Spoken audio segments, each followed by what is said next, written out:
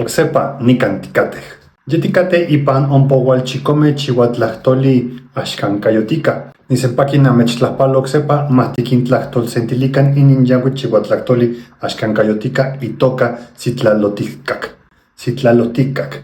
Verbo citlaloticcac, que significa pararse entre las estrellas, estar de pie entre las estrellas, estar de pie lleno de estrellas. Es un verbo del siglo XVI, por lo tanto su contexto está dentro de lo que es el pensamiento de aquella época.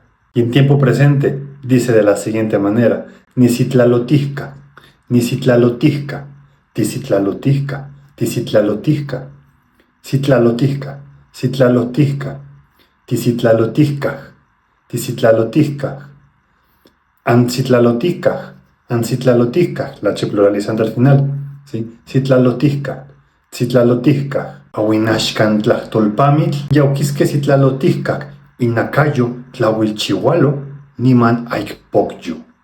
El guerrero está de pie entre las estrellas, su cuerpo hecho luz que nunca ahuma. No toca toteque escalante, satepantitotasque y panoxe video.